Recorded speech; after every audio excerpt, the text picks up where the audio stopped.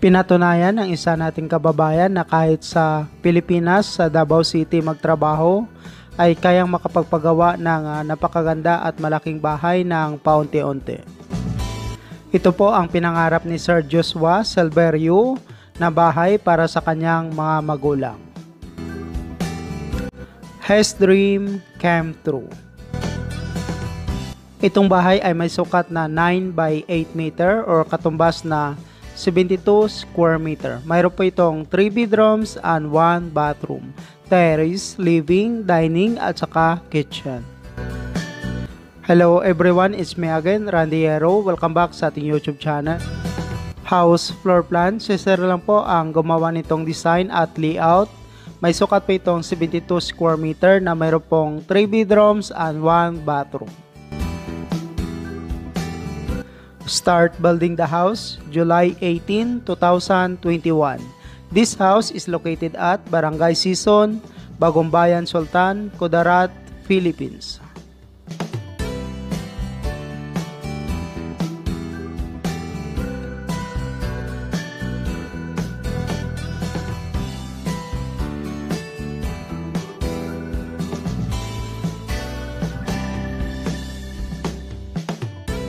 Sa paggawa ng bahay ay inuna po nila ang pag-file ng hollow block bago po nagbuhos ng poste.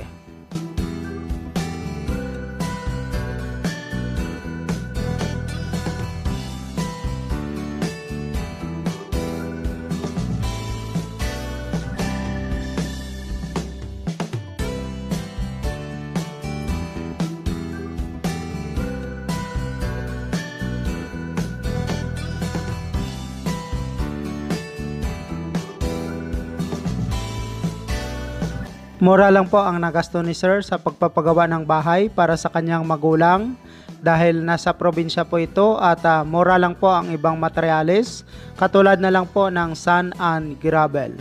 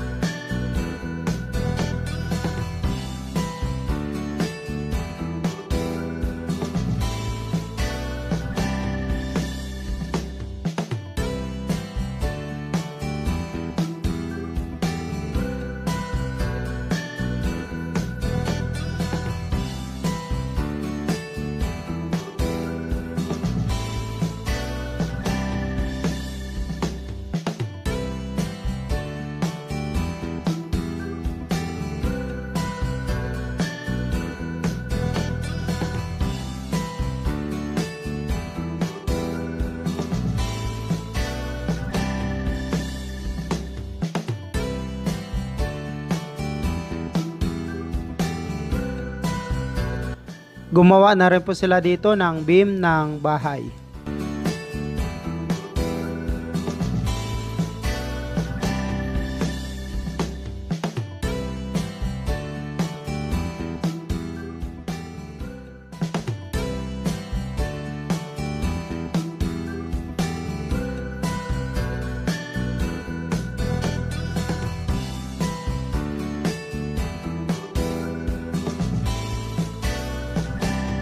Sa pagbuo po ng structural na bahay na may sukat na 72 square meter, na mayroon pong 3 bedrooms and 1 bathroom, ay umabot po ito ng 107,288 pesos ang lahat ng mga materyales na nagamit sa pagbuo po ng structural nito.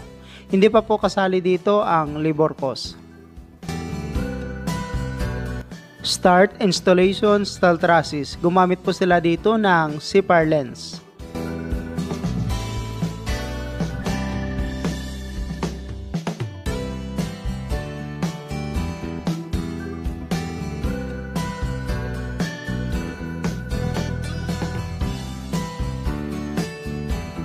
Steel trusses, umabot po ito ng 30,950 pesos ang lahat ng mga materyales nito.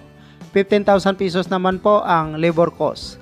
Total cost of 45,950 pesos, materials and labor.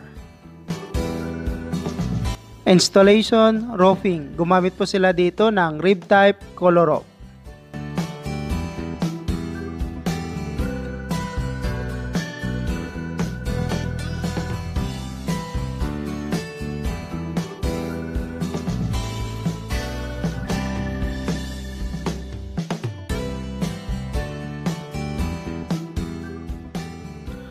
Roofing ay umabot naman po ito ng 38,688 pesos, materials and labor. Sa ngayon na ganito na po ang bahay, nabuo na po ang structural, naka-steel trusses at color roof, umabot po ito ng 191,926 pesos ang lahat ng mga materyales, 61,300 pesos naman po ang labor. 10,000 pesos po ang snack, total cost of 263,266 pesos. Hindi pa po kasali dito ang pagkabit ng electricity. Electricity, sa pagwiring po nito ay umabot po ito ng 24,000 pesos, materials at kasama na rin po ang labor sa pagkabit nito.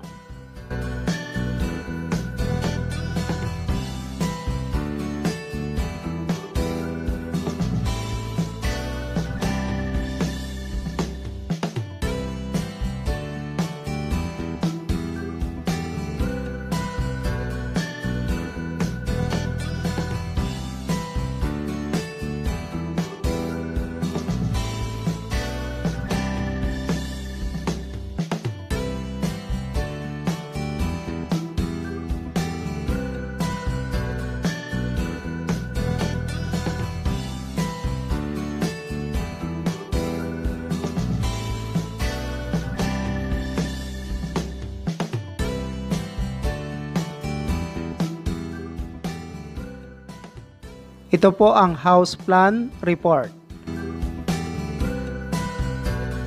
Si Sir Joshua Salverio po pala ay nagtatrabaho sa Davao City, Philippines bilang isang accounting analysis.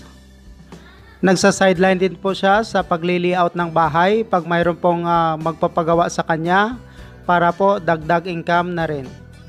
Ito po ang kanyang papa at mama na pinagawa niya po ng bahay. Building the house not yet finished cost 280,000 pesos or katumbas na 5,600 US dollar with labor. Congratulations again to Sir Joshua Salverio.